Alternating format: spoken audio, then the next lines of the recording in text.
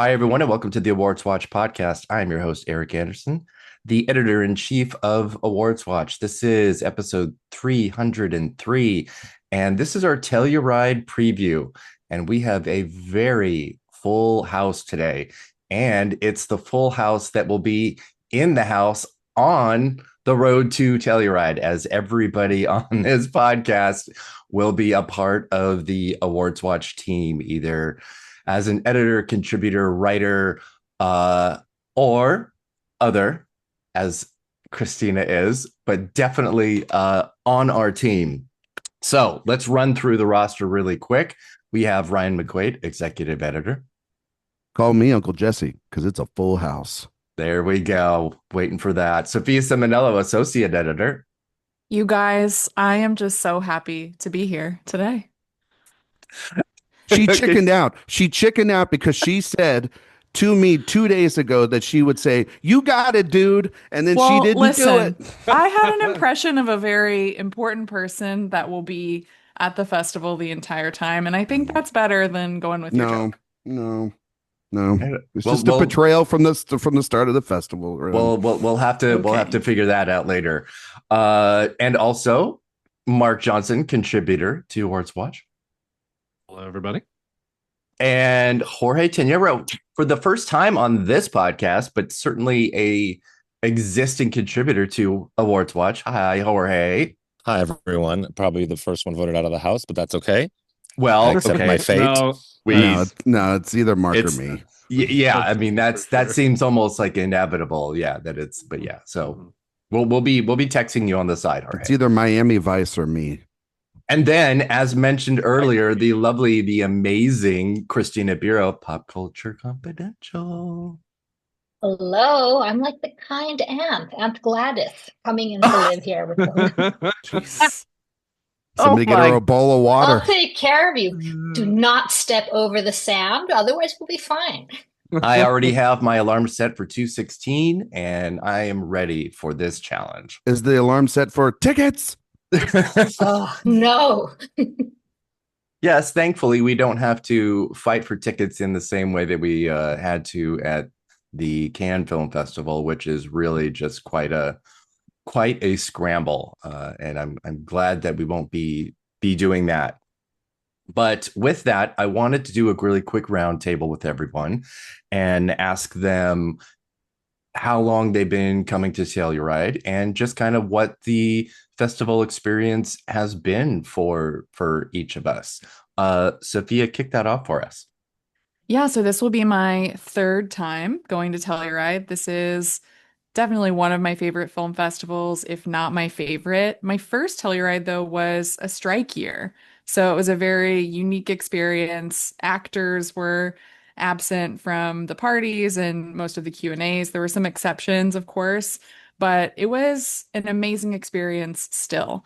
And last year also had a great time, but I'm so excited for this year. I think what will be a really fun lineup, a really good mix of different titles and people on the ground there. And it really is just like summer camp for cinephiles and film people. I think I love how intimate and small it feels, how you really get to just talk to people in line and have that communal experience. That's one of my favorite things about the festival and just about loving movies is getting to see these things and then talk to people about them afterwards. And I love that a lot of the screenings have Q&As along with them too, so you get to meet the talent, meet the directors and the cast and crew, and it's just such a fun experience that's really unlike any other festival. I think you have the glamour of things like Cannes or Venice or even New York is a lot larger. It just feels different though. This feels, I think,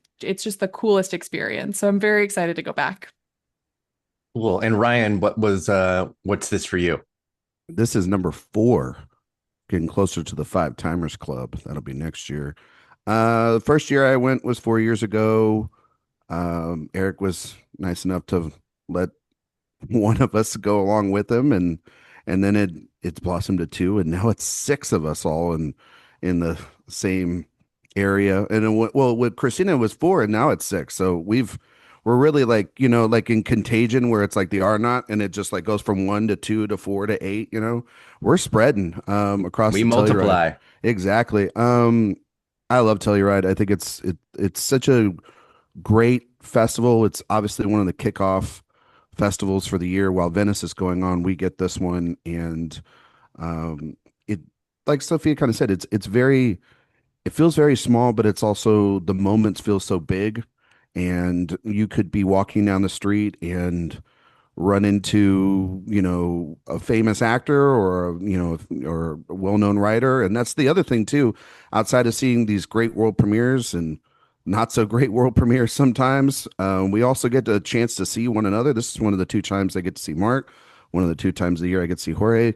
Usually it's only the only time I ever get to see Christina, but we saw her at Cannes this year, so that was really good. So 2 times. And then of course this is the start of Sophia and Erik being annoyed with me throughout festival season. So this is really where it starts. But I think also this is we'll talk about, I guess, maybe award stuff too, but this is in the past been very big for the Oscar season. And it kind of went away a little bit, but then Honora, I think technically counts, even though it's Cannes, like it did premiere there and it had, I think, the start of its fall festival run to the Oscars here. So it'll be really interesting to see how that goes. But I'm just thinking about that first night before any of the movies start, and we'll all sit down and have a nice steak and start looking at the schedule and circling things and moving things around and what conversations we'll go to and what the secret screening is going to be and all that different stuff, which we'll talk about. So it's the start of all the fun. It is. And Jorge, how about you? Well, you guys making me feel a little old. My first year was La La Land Moonlight, so I guess this is my 10th, but there was a COVID break. I mean, I echo what Sophia and Ryan said. I always use the word magical. It's a magical town, as you can see from the background, in Ryan. But I mean, it's pretty. It's what you all said. It's seeing my friends, seeing you all is also just so super fun because we don't get to see each other. And seeing, you're there and you're walking down the street and you see Antonio Banderas or Emma Stone, and people. It's filled with true movie lovers, which is always a nice way to watch movies. And then along the lines of what Ryan said, I mean, it's the beginning. It's when things are still fun. It's before you have been conditioned into hating this contender and despising that winner. And it's like, no, oh my gosh, I just love all these movies. And it's not, it's still like that calm before the storm is very nice. There's good restaurants. I mean, there's what's not to love about Telluride. I mean, maybe the lack of sleep, but you get over it. Have a lot of coffee and drink a lot of water. You're fine. It's my favorite film festival for sure. Absolutely. Yeah, you're right about the halcyon days of the beginning of the festival season. Christina, how about you? Well, this is also my third time with Sophia. I've had such a fabulous time with you guys, with the AwardsWatch crew. You were saying that we start with the steaks, Ryan, but we actually start with traditional mountain dining at Chili's in Montrose. Oh my That's God. true. There was nothing better than watching you yes. have the triple dipper last year. That's true. But They have it's good been ribs, right? Yeah. Mark, It's an come amazing on. experience for movie lovers. The first strike year was still a very emotional year. Oh my gosh, the crying we did at All of Us Strangers and Zone of Interest, and the laughing we did at Naiad and that little nugget.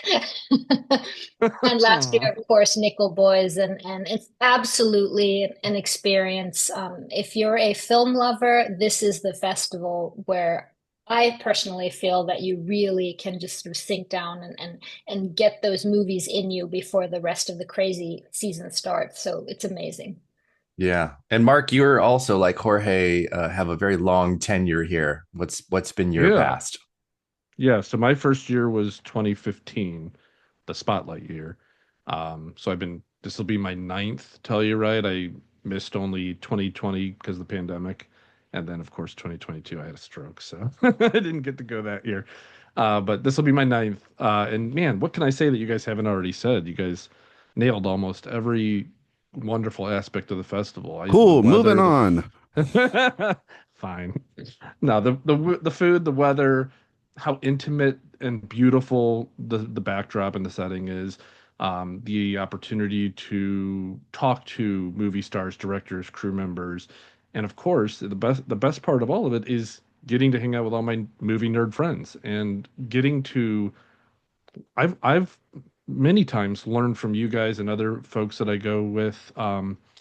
Things that maybe I didn't catch from the film that I saw, and a new appreciation for. And I always tend to go back and watch the ones I maybe don't agree with or like as much as others a second time with that perspective that you guys give. So it's just it's a great community, and like you guys said, it's my favorite festival I get to go to as well.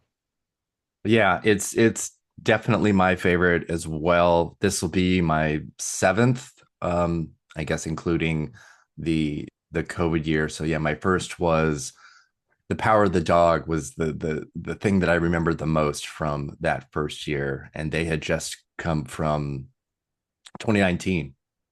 Come 21. from huh? Oh, that's right. That was 21. is- Yeah, sorry. 2019. But I'm yeah, in my brain, I Yeah. was I was like, thinking Jesus of The Christ. Power of the Dog. No, We don't know, you know how do bad my this math morning. is. I was You just know how gonna bad my say, math is. this is rough.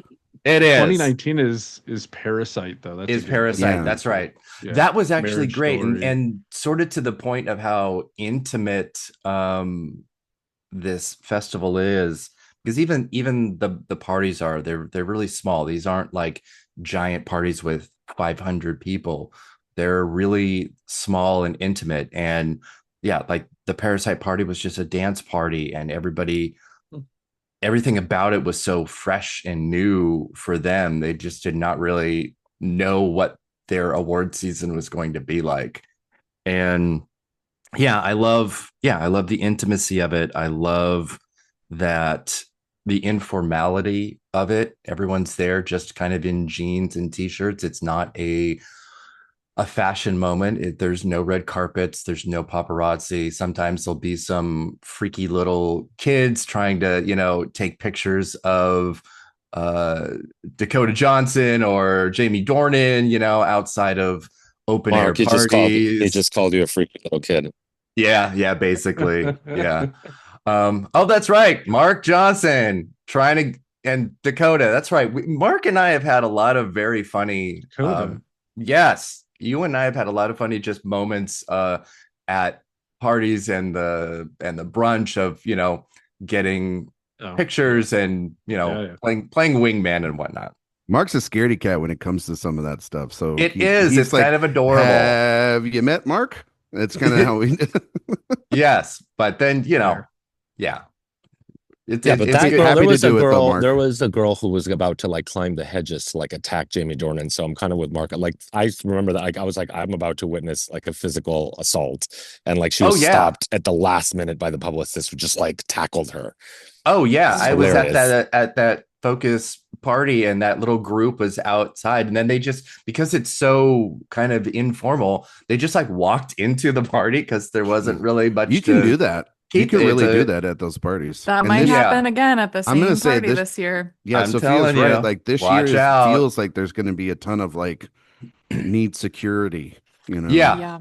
But unless it's a Netflix party and you get kicked out, you can. There's security at Netflix, so just be careful what you write about them. Just watch out. Yeah. All right, let's jump into the titles, because with as anyone that kind of follows these closely, and certainly all of us, we know that Telluride does not reveal its slate until the day before, but because of the designations that New York and Toronto give their films, whether it's a Canadian premiere, North American premiere, whatever it might be, we know a good amount of titles that are going to show up. And we also know that almost every year, Telluride does play a little bit of nab and steal, and they will take a title that might have a designation at Toronto or elsewhere, and kind of change that up a little bit. And so I think we've got the big titles that we have that will be world premieres. And, again, this is all just preview, prediction, conjecture. Nothing is as solid as we maybe pretend that it is, even if we know, are some pretty big titles. And that includes Chloe Zhao's Hamnet with Jessie Buckley and Paul Mescal, because we do know the designation that it has at Toronto. We are also going to see Jeremy Allen White in Springsteen Deliver Me From Nowhere, Scott Cooper, very friendly with Telluride. And there's more, but those are kind of where we are with some big world premieres. But I want to kind of just open it up to where you guys think or know what else might be coming, and just chime in as you want. Well, I think we'll see the big Berger back again with the Ballad of Small Player, Colin Farrell, Tilda Swinton, and Sophia's favorite Volker. Oh my Love gosh. the music. My favorite composer. Yes, all-time favorite. But I'm looking forward to that. There's that I think that could be one of the big ones, as well as I'm pretty sure that we'll see Yorgos Lanthimos back again with Begonia, don't you think? Emma Stone. And, yeah, it's a Venice premiere, and we'll get to like okay, films are going to be coming over from other festivals in a minute. I just wanted to focus a little bit on the world premieres that we think will be there. Christina, you covered the Berger for sure, but I think the other one that we'll see is Tuner. So this is from Daniel Rower, and I know that Telluride likes to bring on narrative features from documentarians in particular, and he has a good relationship with the festival. He, of course, also did Navalny as well, which made its way all the way to the Oscar race and was successful there. Last year, he had a film there called Blink. Is that what it was called? I'm trying to remember. Documentary there. Yeah. So I think that this is a good bet too, and we can also predict this being there based on the TIFF premiere designation too. And this stars Leo Woodall and Dustin Hoffman. Yes, there we go. I know we're going to also play... Yeah, no, it played Cannes. It played okay. Yeah.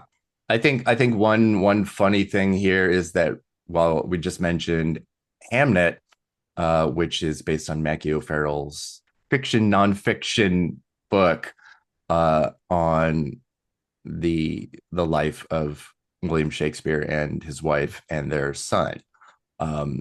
We are going to have an actual Hamlet with Riz Ahmed, yet another version of actual Hamlet, and a modern day version of that, which, I hope it's programmed with a bit of a sense of humor or something. I think that would be kind of fun. Both starring Joe Alwyn, of course. He's playing yes. Laertes in Hamlet and Bartholomew in Hamnet, so that will be very funny to see him in both. Likely place for him to be. Exactly. And Sophia, you did mention that Telluride likes to have filmmakers that go from documentary to feature films. And last year, they had the free solo filmmakers with Naiad at the festival.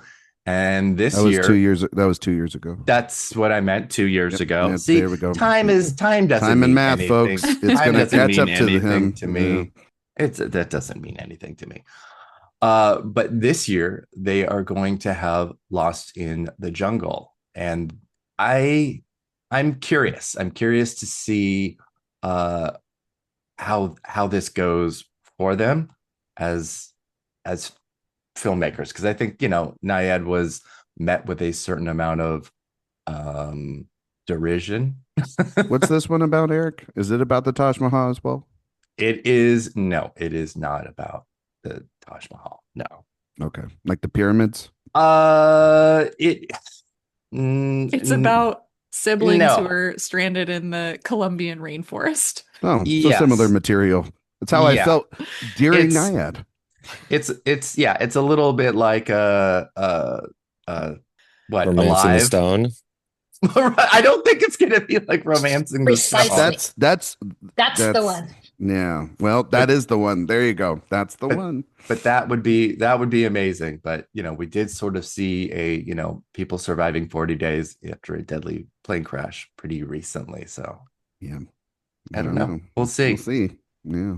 Yeah, so Telluride likes to have sometimes the same people, right? Like you mentioned, Yorgos. Yes. Like they like to have they repeat a lot, and doesn't always mean that their movies are good. By the way, you don't have to like the movie just because it's at a film festival. That's how I always approach it. But most of them will be. Yeah, friends of the festivals that's a really common thing, whether it's Cannes or Venice. It's very, very common. In New York, it used to do that too, I feel like. Yes. They mostly do. Most of these festivals, if they make a connection with these filmmakers or a studio, or if they have this great pair, like I think like we and Erik, I know wanted to only talk about world premieres, but to Jorge's point, like a movie like Jake Kelly making the jump from Venice over here, and they have a great relationship with Netflix. That's where they did Marriage Story had its start a couple of years ago. So it only makes sense for that film, which feels like it's it's skipping Toronto and going straight to New York after this little run with Venice and Telluride. And it's one of the two big films for Netflix. So it'll have it'll be one of those carryovers that like Christina was talking about, like Begonia, where it'll carry over from those first couple of days based off of what we already know about the schedule from Venice, which is very exciting because that's one of the big films of the season. And to wait for that would be a disappointment for sure. Yeah, we have a couple of other potential world premieres. We have the new Bing Liu, Preparation for the Next Life.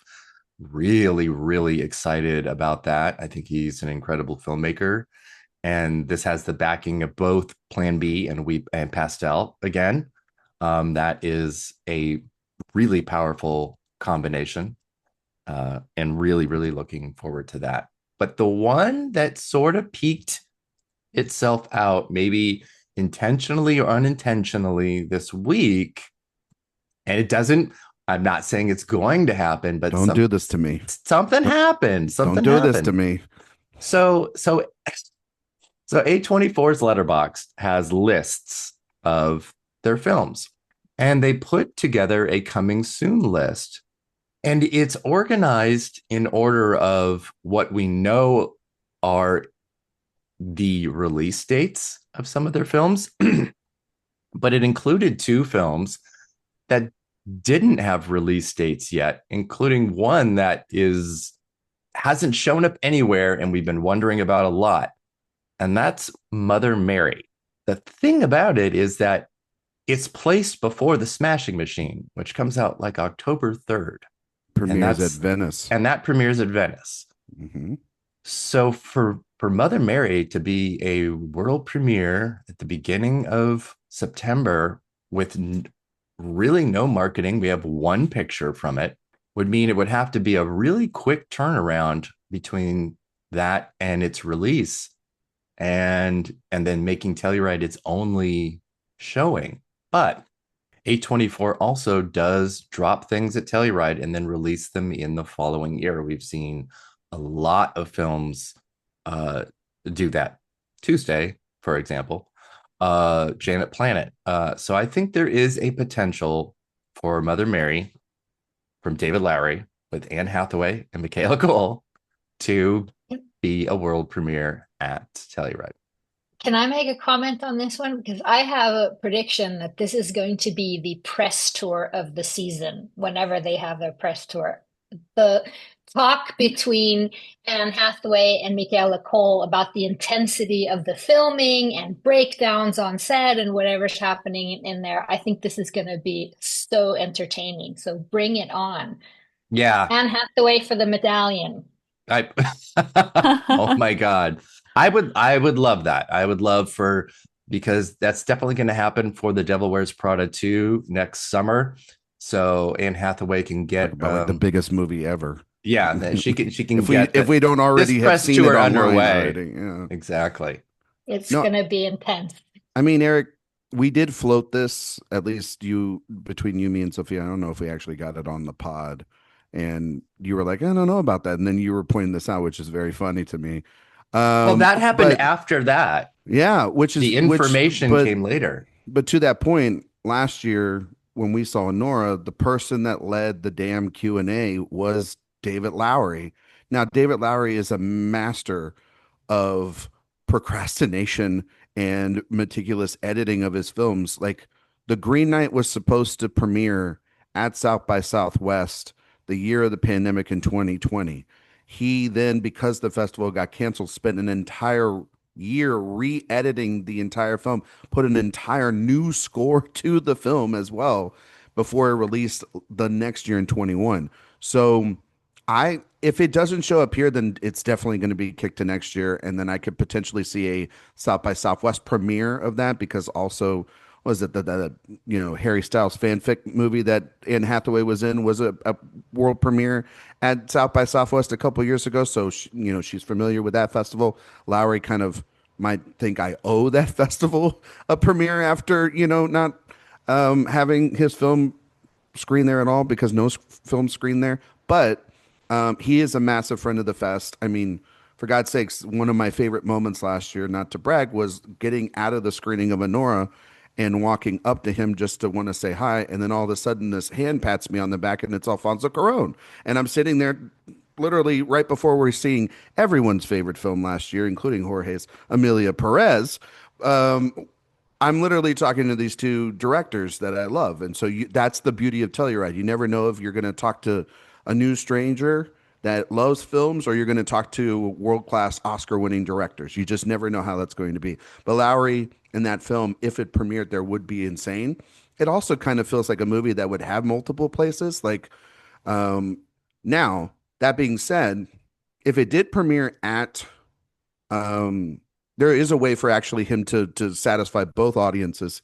Then that is, it could premiere here and then be a secret screening, because A24 has a great relationship with Fantastic Fest. So that's a situation too later in the year, that they have like 5 or 6 secret screenings that premiere at other festivals that show up there. And then it could be like a late November, December sort of run for it as well too. So if that does happen, then that's where we would likely see that path for that movie, but it would not most likely be an Oscar contender. And most likely it would just be like a great film that we all want to see.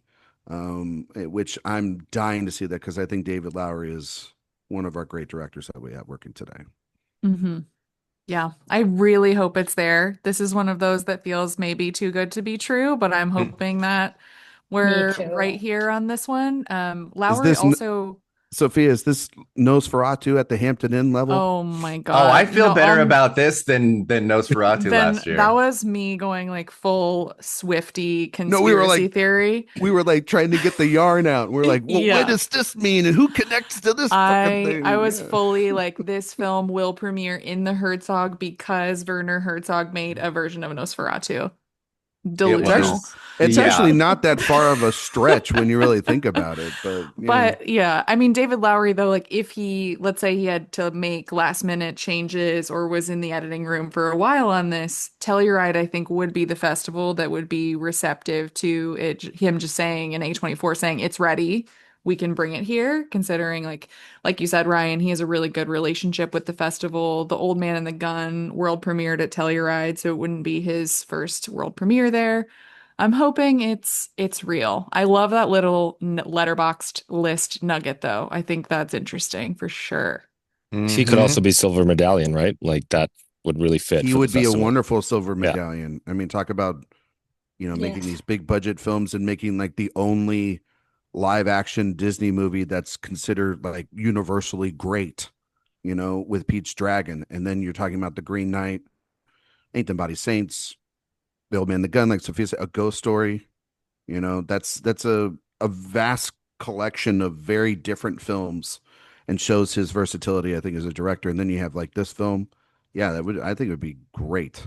Mark, I haven't heard from you in a while. What do you think? Mother Mary? Yeah, that'd be awesome. And I do think if it does come, I think Christina said it, that Anne Hathaway it would make sense to do a medallion for her.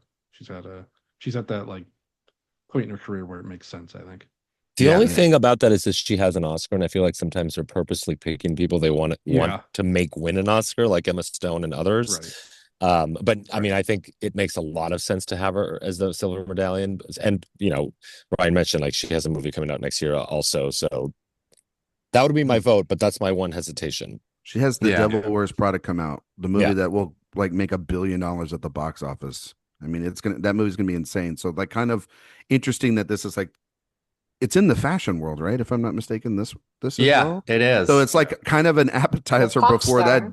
giant Exactly. blockbuster Pop meal girls. too. Yeah. So yeah, it'll it's be Vox very Lux interesting. meets Devil Wears Prada. Ooh, okay. So you heard it here. You heard it here first. Heard it here.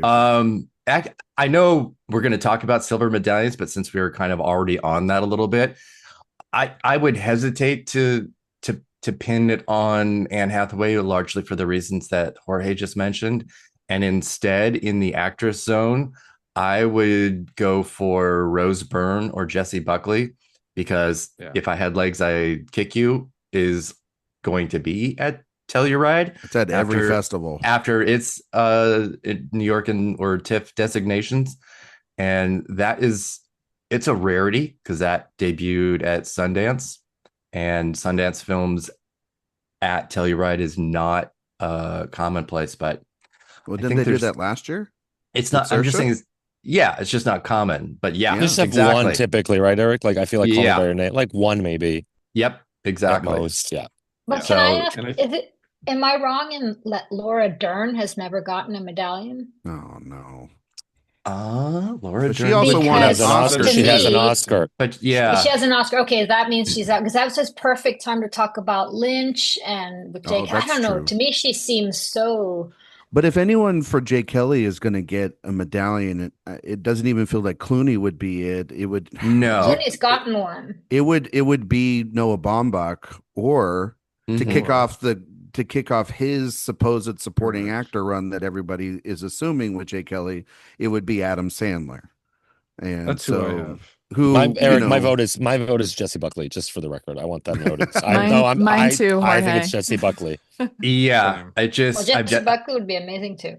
She would be amazing. I think about when Women Talking was there, and the majority of the adult cast was like at every single screening. They watched that was everything. A crazy year. And all together, and it was just like it was wonderful. Wasn't she also there for that other movie? Daughter, yeah, the Lost Daughter. She had the Lost Daughter. Yeah. And and then really good Netflix party for Lost Daughter. My goodness, her breakthrough for that was for Wild Rose a lot too. So she's got, she doesn't have maybe the largest filmography, but that movie is going to be a big thing. And much like they did with Nomadland, that's where they launched Chloé Zhao, and Frances was 100% behind that. That's where she was also 100% behind Sarah Polley as well there too. So maybe that's more of a Frances thing than it is maybe just a Chloé Zhao, but she can pass that on, hand the medallion off to her co-star. Yeah. And the Jessie Buckley campaign has already started, because there's a new edition of the Hamnet audiobook that she reads. She reads it. Oh, that sounds good. It's good. So I think she's already starting. Much harder to predict is always like not the actor, right? Like even the director, or I mean, they have a cinematographer, a documentarian. Like that's always harder to predict, I think. Like, is it just tends to be something, eclectic.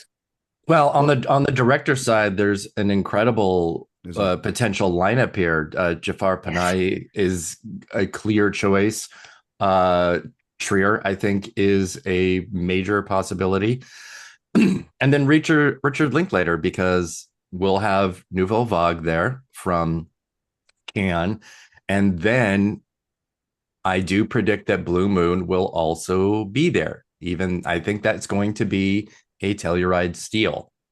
And even though it's listed as a TIFF North American premiere, the New York designation was New York premiere, not US. Something just felt, there's just something at play. A little bit in the wording. Yeah, and I've had a few conversations, so I feel pretty good that Blue Moon will be there. Well, Erik, could I also say one thing about Blue Moon?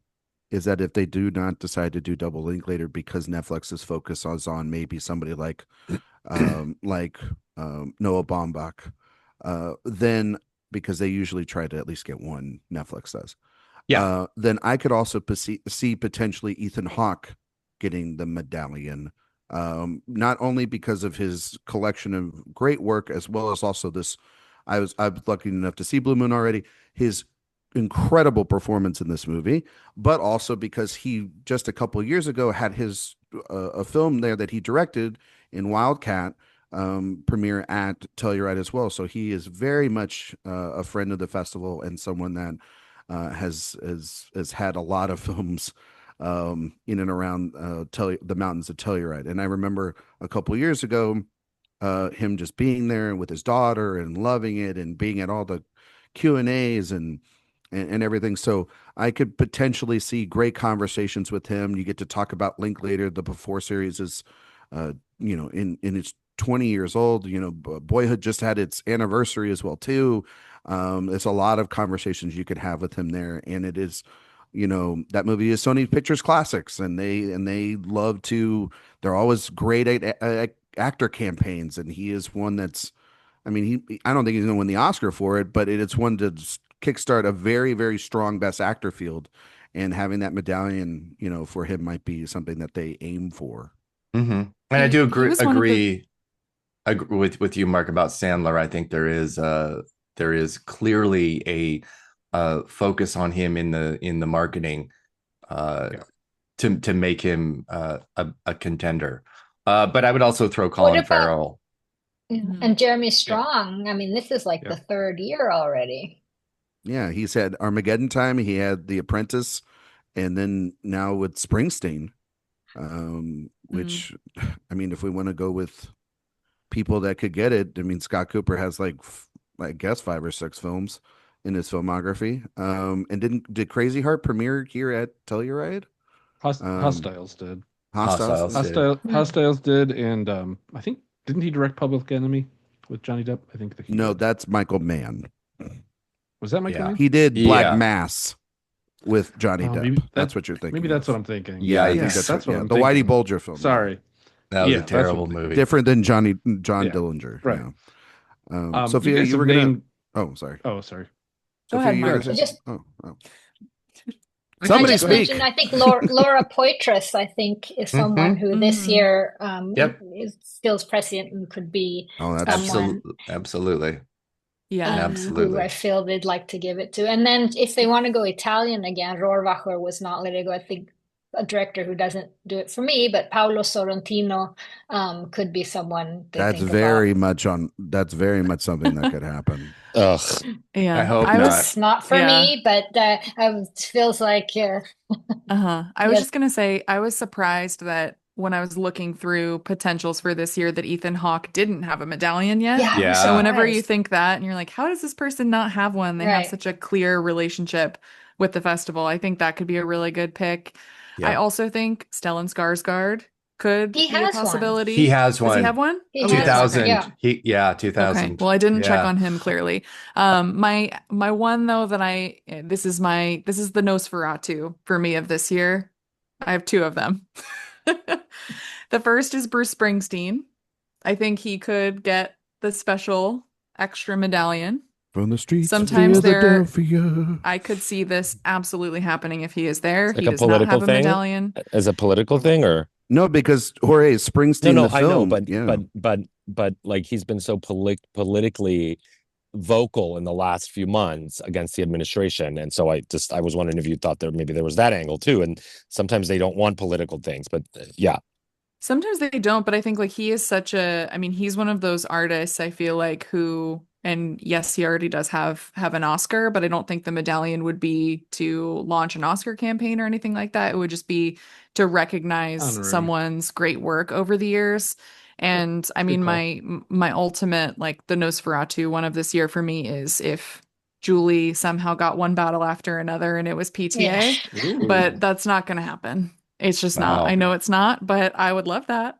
That would be the biggest surprise in the history of surprises. My Nosferatu was the year I wanted when I said Scorsese was going to come. Yeah, and that's the thing too is like, that movie. PTA. I think we just know that movie is going to sadly skipped the festivals.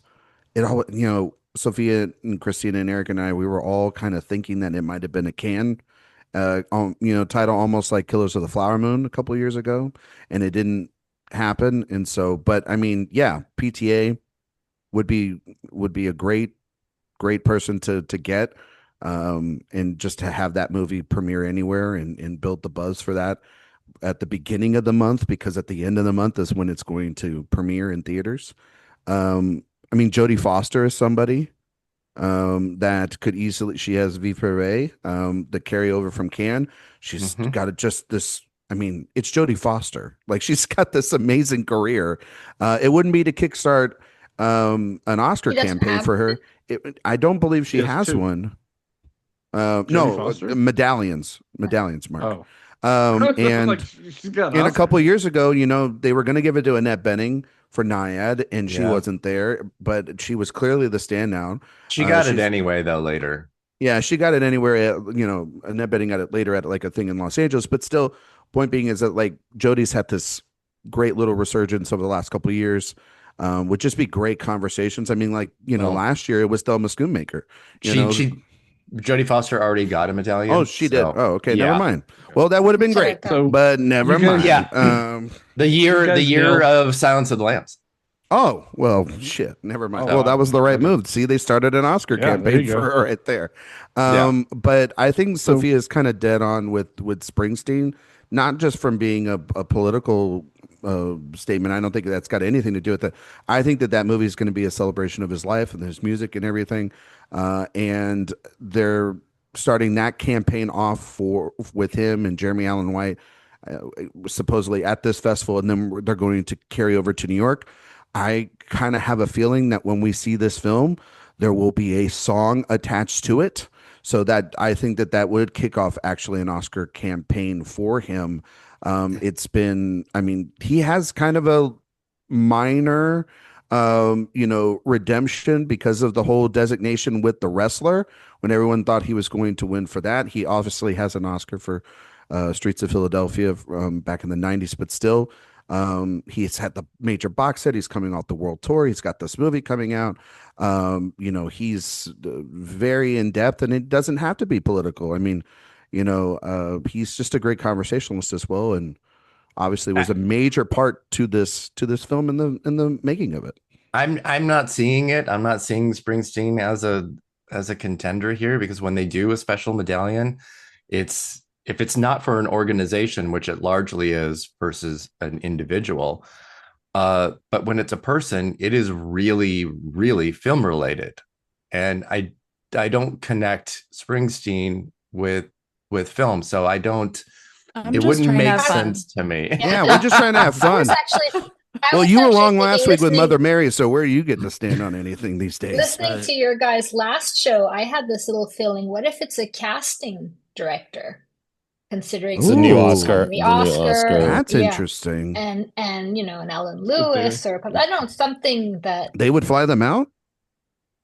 I'm just saying, it would be great. I would love that. I think the medallion this year, I heard through the grapevine, is going to be for an Oscar blogger. Wow. Oh shoot. Well, I accept in advance. Oh my God. You guys have named a lot of the ones that I kind of am hoping for. I had Adam Sandler, Jessie Buckley, and Richard Linklater as 3 of my 4. The one that you guys didn't name, I'm curious what you guys think. For my 4th spot, I have Kelly Reichardt, because she has a film here, and she's brought quite a few films over the years to Telluride. First Cow, I know, I think world premiered there. It did. And that's an example of an A24 film that premiered at Telluride and then didn't get released until the next year. Yep. Yeah. So I wouldn't be surprised if something like Kelly Reichardt. I know Julie, I forget her last name, Hunsinger, who runs. Listen to that, Julie. He couldn't remember your name. Take us back. She's like Madonna. She's like Madonna or Cher. She just gets the singular Julie.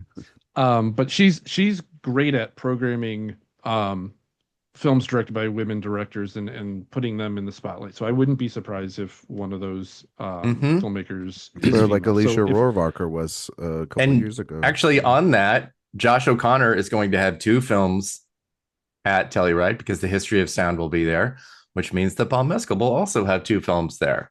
So Oh, just gonna throw that out there. Double medallion for Josh and Paul. See, you're Let's trying to have fun too. see. Now I'm having fun. They don't Now I'm have they having don't fun. have big enough careers yet for that. You know. just I have simmer Oh, down. No. I have a Nosferatu Double pick for this medallion. year. okay, what's Let's- I that, have, Mark?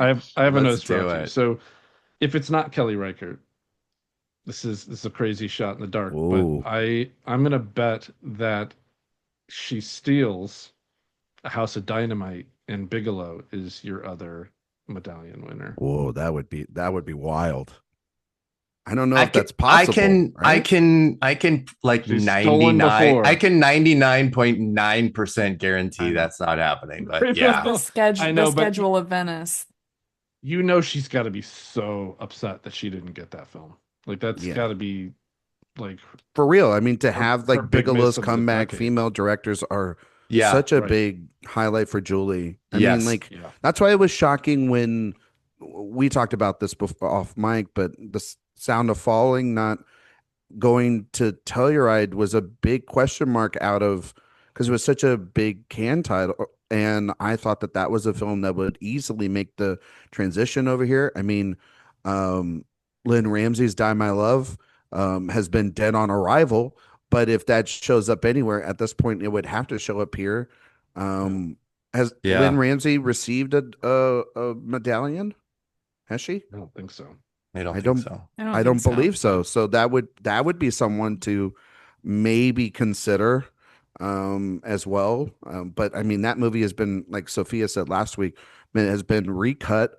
Not too many changes. It from what wasn't I've ready. heard. It wasn't ready for Cannes. It wasn't ready. Yeah, I think that would have probably been better if it premiered during the fall as opposed to a Cannes run. But Mubi has a ton of things in her, and that's going to be the really, I think, interesting thing here is we have a lot of Mubi and a lot of Neon and A24, and what's going to carry from their premieres here and have those great runs and word of mouth, and what's going to then be, okay, well, we tried it at Cannes, we tried it at Venice or Telluride or Toronto, and let's just stick it in April next year, and we'll put it in the box set later. You know? So in the interest of time, to get people out because people have some hard outs, I want to, and we've talked a little bit about other festivals. What we're going to see here is definitely some of Neon's big winners, Sentimental Value. It was just an accident. Secret Agent always brings their winners here. In fact, most top tier winners of Cannes end up at Telluride as well. From Venice, we did mention Jay Kelly and Begonia, but Landmarks, the Lucretia Martel, La Grazia, the Sorrentino, Cover Up, the Poitras, and Ghost Elephants from Werner Herzog, presumably will be there as well. And in that A24 list, Pillion was also there. So I expect Pillion to be at Telluride. I also expect Urchin to be there. I think that makes a lot of sense. But do you guys have any other possible titles you think might show up? Do you think Julie can steal the President's Cake from TIFF? I'm surprised it's not here. I was Considering stunned. how many docs we get at Telluride. Yeah. This was so buzzy out of Cannes. Yeah. I am genuinely curious to see. Okay, this is where cynical Ryan comes out. I am curious to see what is the Naiad, what is the piece by piece, what is the movie that I ultimately just say, why is that premiering at this festival? Maybe it is Tuner, but maybe it's something else. There's going to be something here. We're all going to look at it and go, that movie? Like, because even in 2023 was a great year a couple years ago. That movie, Naiad, El Conde, that was a day. You know what I mean? Like, that was a day for me where I'm like regretting the money, thinking about how much each of those screenings cost in relation to what I got from the festival. So, and then piece by piece, I will be also very curious to see what the patron screening is, and if it is something we've already seen, or if That's it is actually a really great world place to premiere. close. And let's have everybody Yeah. predict what they think the patron screening is going to be. And for anyone listening, that is the right after the press conference on You Friday guys. at Friday afternoon is the patron screening, which happens before the regular public screening. So press gets to go to that, as well as the high paying patrons. And it is worth noting that Focus Features has had the patron screening for the last 3 years in a row. But yes, what do you guys think will be the patron screening? Ryan, go. Shit. I knew that now that I brought it up, I was had to go first. I think it's 2 films, and I think it's 2 of the big premieres. So I think it's either Hamnet, which makes total sense, because just like they did with Bike Riders a couple of years ago, it does not necessarily, like, they'll screen the film later in the night at the other, at the other screening because they usually premiered at the Herzog, and then across town is what's the other theater called? Palm. The Palm. So that's where they might do like a Q&A with or a medallion ceremony. But if it is a medallion ceremony for like Jessie, Buckley, or for anybody else in that cast, then I wouldn't say that it's going to be that film, because usually they like the medallion screenings to be the first premiere of that. So Yeah, if Hamnet gets a medallion, then it's a no-go. But I don't know if it's going to get a medallion. Now, if it's not that, last year it could shut up, Erik. I will finish. I just asked you to name a title, not give me a dissertation. I think also Ballad of a Small Player is very much in consideration here, because Edward Berger's Conclave played so well and started its Oscar campaign here last year. Okay, Jorge, what do you think will be the patron screening? I think it could be Richard Linklater. Also, Ryan, didn't Ahmed have Encounters there and then the Medallion the same year? I feel like they can do that. But anyway, yeah. In any event, I think it'll be Richard Linklater. They moved that because he couldn't get over here. Yeah. So they weren't going. It wasn't going to be the patron screening, from what I remember. It was kind of like a switcheroo. Yep.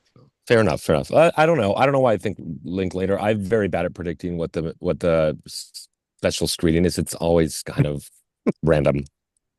It is. Christina, how about you? I'm going to have fun and dream. I'm saying Marty Supreme. Oh my God. Holy shit, we didn't even talk about that movie. About Marty. Well, if that's the case, if Timothy Marty, Medallion.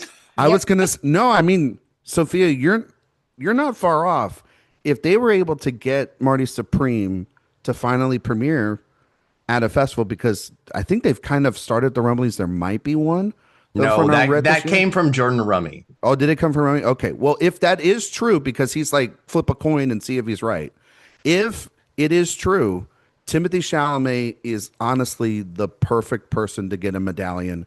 He doesn't have an Oscar. Everyone thinks that this is his campaign, and this year from A Complete Unknown last year.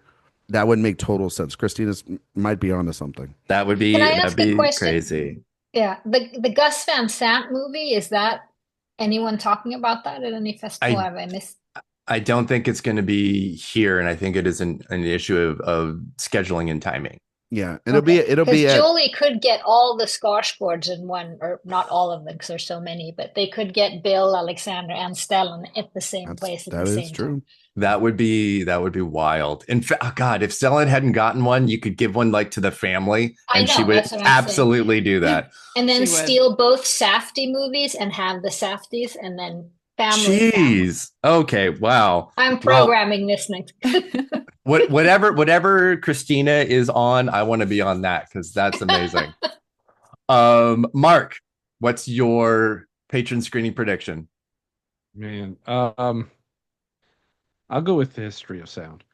I don't know what it's going to be, so I think it'll be something that's kind of like a bubble player, like a lot of these have been. So I'll go that one. And Sophia. So I don't think it's going to be something like Hamnet, because I think that'll be at night for like a big premiere. I'm going to go with either Hamlet or Tuner for this spot. I think that Hamlet, I can get a nap. So, well, that's what I did last year for Piece by Piece. I did not go to that screening, but Well, neither Hamlet. did you and I, Ryan. We went to. True. Focus has international rights, I believe, for Hamlet. I don't think it has a US distributor yet, but that makes sense with the Focus part of it all. And Begonia obviously can't be that player if it's hopping over from Venice. So I think Hamlet could make a lot of sense. Would be very funny if it was Hamlet first and then Hamnet later that same night. But then also Tuner, that if they want to go with a world premiere, I think makes perfect sense in that slot. So I think I'm leaning Tuner actually. Yeah, I'm leaning to it being a world premiere as well. And even with the run that Focus has had, Hamnet's the only one that would really qualify for that. It could, but I'm not feeling that as the 2 p.m. patron screening. It's going to be too sad.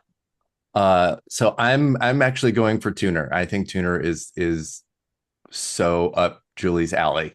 I think it's right there. You don't think it could be the Berger? I think it could be, but because of the fact that like they're going to have Jay Kelly there in a couple of days, and their focus would most likely be there rather than on that. But the focus is never on the patron screening. It's on the nighttime stuff. I know, but that's just an extra. Eleanor the Great, female director. Well, that's just a TIFF. That's going to TIFF. That's not coming at all. No. Yeah, that won't be here. No. But yeah. Well, does anyone have any closing thoughts about what they feel this season's Telluride is going to be before we close out? I think it's going to be the most star-studded Telluride that I've gone to in the last 4 years. You're talking about Paul Mescal, Josh O'Connor, Jessie Buckley, Adam Sandler, potentially Emma Stone, George Clooney, Jodie Foster, and you have all these wonderful directors. I think it's going to be a very interesting mix. I mean, Sophia even said like Bruce Springsteen will be there for if that movie is there as well. Such a crazy thing, because I feel like the last 2 years are kind of been a little bit more low key because of the strike, and then just because of the films that we got last year. But this feels like honestly like a very proper kickback to a couple of years ago when I first went, and it will be a very overwhelming 4 days for sure. Sophia, what about you? Sorry, Mark. Oh, go. You're good. You're good. Go ahead, Sophia. I agree with Ryan. I think it's going to be really star-studded. I really hope Tilda Swinton is there, Colin Farrell. There's some really exciting people that could be there just to present their films. And yeah, just like there's something so special, like Jorge was saying, about when this festival comes in the season, right at the end of summer, beginning of fall. We are not cynical yet. We're just really excited for everything. And it's always just fun. Like before the festival starts too, you don't know what your favorite thing is going to be, and it could be something that really lasts the entire season. So I don't know what that film yet is for me, and I'm excited to find out. Yeah. Mark, what about you? Yeah, I think on paper, it looks like it could be a loaded festival. We have a lot of films we just named that are likely to play there. So scheduling is going to be key, and therefore the patron screening that we won't know until usually a couple hours before is going to dictate so much. So I hope somebody can leak that patron screening to us soon, as soon as possible, so that we can build the schedules around that. Help our health. It's going to be fun, I think. Yeah. Right. Definitely. It being like one of the prime Friday night, Saturday night screenings would be great. Christina, what about you?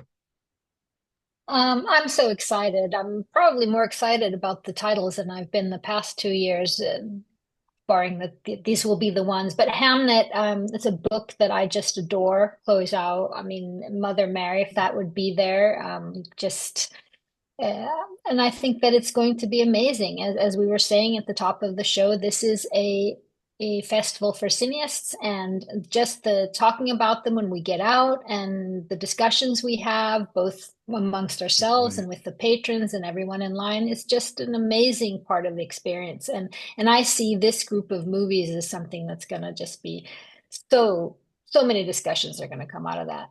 Yes. Yeah. Jorge. Yeah, I mean, I agree, especially with Sophia. I mean, I'm super cynical, but not yet about the movies this year. So it's nice to go and like have some like non-cynical moments, even though I walk out of at least half of them sobbing uncontrollably, but that's part of the fun. I can't wait. And I can't wait to see you all. Yeah, I can't wait to see who will be the unfortunate person sitting next to me as Or I me. sob and cry, or Christina, Oh, because Erik and I are just the last couple messes. of years have been Dude. very, very stressful with I'm just that. I'm just Yeah, giving the I think forewarning. Hamnet will be hard. If Hamnet's Sophia gonna be sentimental value. impossible. Ooh.